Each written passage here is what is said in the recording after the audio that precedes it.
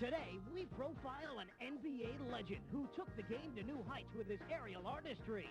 Here's the man nicknamed the Doctor, Julius Erving, in Retro NBA.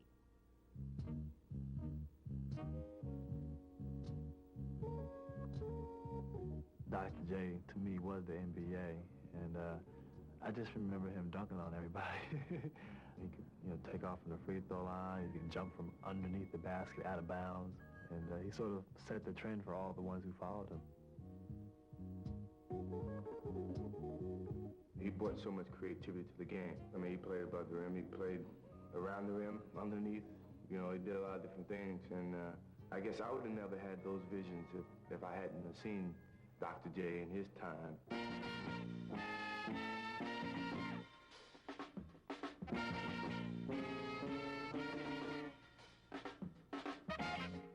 I think taking the ball to the hoop and dunking the basketball, particularly against bigger opponents, was an expression of sorts.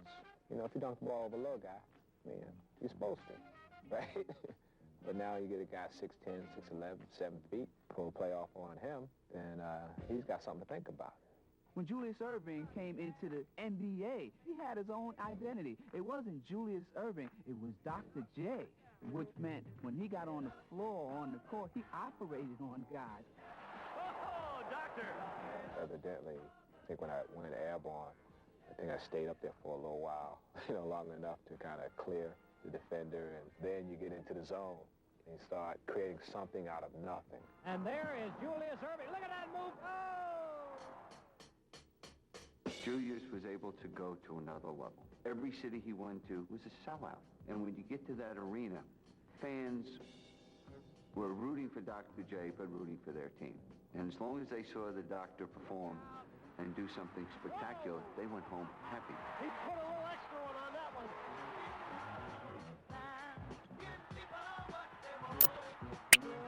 He had personality. When he's dunking the ball, he always had the big afro.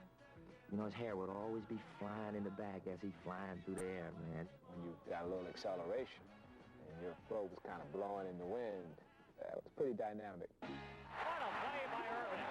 That's a play that only Julius could make.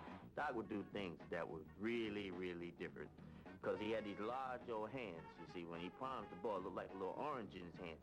My style was naturally flamboyant. And that fits everyone, really. Julius Erving. I would come down and pick the ball up with one hand and, float to the hoop and make a finger roll layup or whatever. Sometimes, it seemed like driving through traffic, the ball would disappear and come up on the other side of the basket. And that was, playing instinctive basketball. It was just letting it flow from you. I think it probably was getting a glimpse of the game in the 90s, in the 70s.